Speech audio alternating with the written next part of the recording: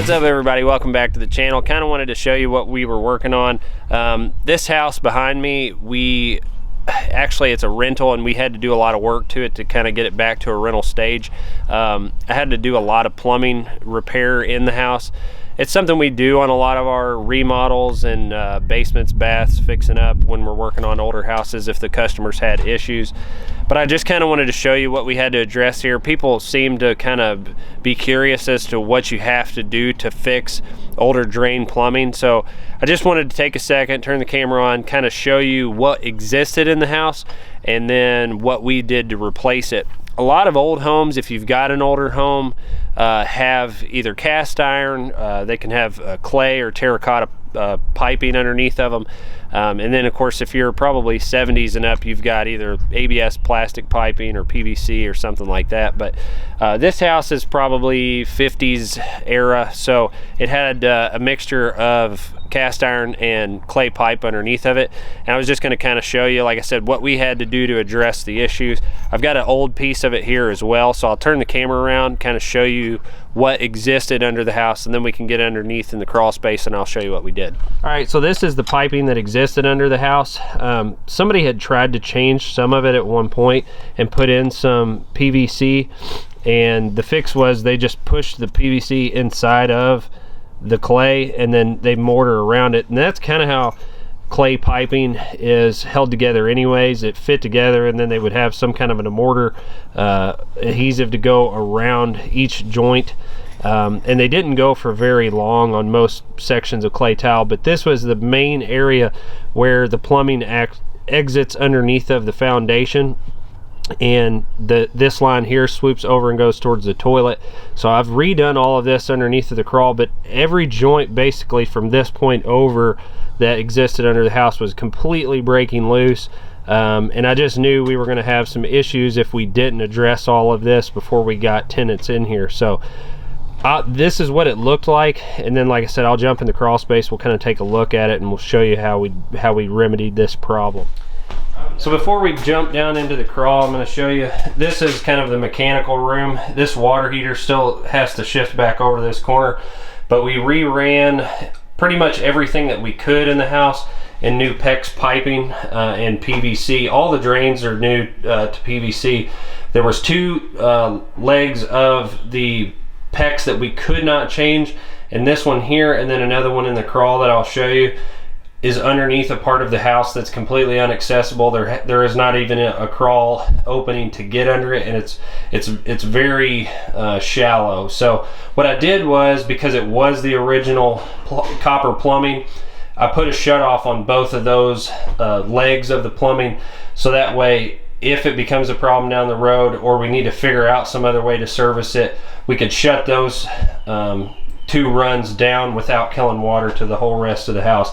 But everything else got updated to PEX piping.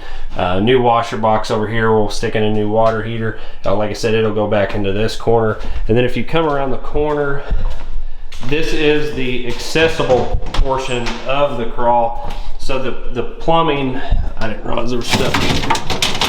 The plumbing comes down in the corner of this closet, and then we have our main shut off here, and everything else is in the crawl space from below.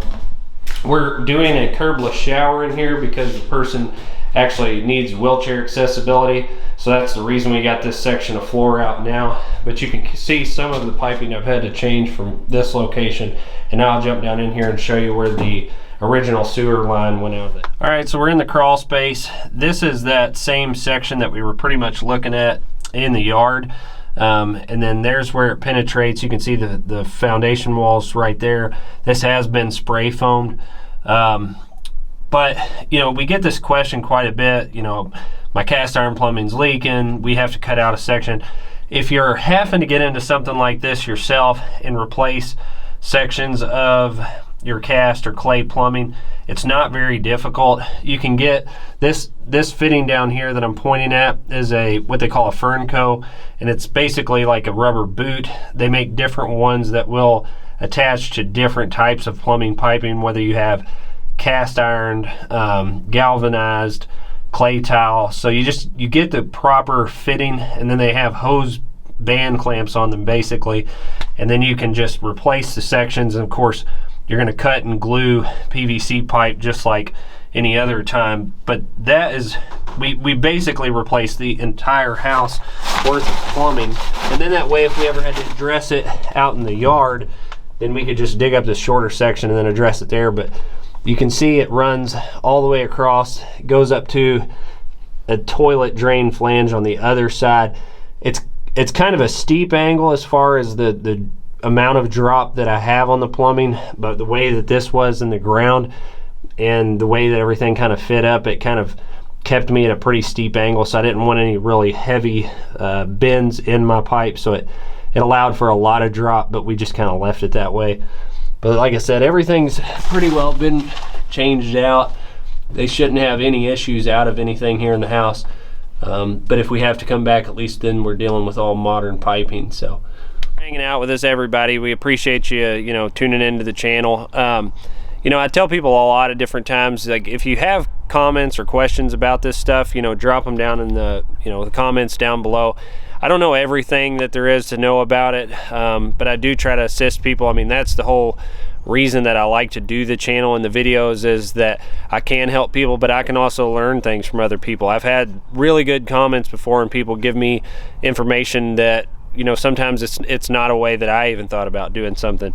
But I'm not too afraid to jump in, get into most projects and do different stuff. I mean, we do construction every day as a contractor, so a lot of these things do fall into our wheelhouse. But I just wanted to show you, it's not that difficult. If you have an issue out of your drain plumbing, it usually is something that can be done by a pretty handy person, on a weekend project or something. I wanted to show you too, I didn't really explain how I go about cutting that clay piping to change it over and fit it over to the PVC piping. Now, I talked about using the Fernco, and it's basically a boot. Like I said, you can go into your plumbing warehouse or your home improvement store, ask them if they have the particular fitting that you need, and know what your materials are, whether it's cast or clay or what have you.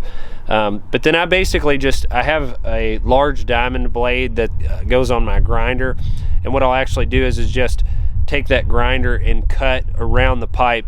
Clay piping's kind of delicate. If you are familiar with like a red clay pot or something that you put flowers in, they can be kind of delicate, so you want to be careful with the clay piping as you're cutting it. But I usually will cut around it as much as I can. If I can cut all the way around it, even better.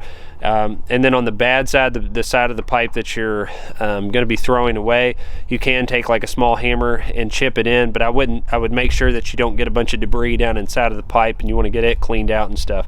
But I can turn the camera back around. I did bring my grinder over to kind of show you the tool that I do use. It's kind of a large blade, a 4-inch angle grinder, but the reason I like using it, as long as you're watching your fingers and stuff, you'll be okay.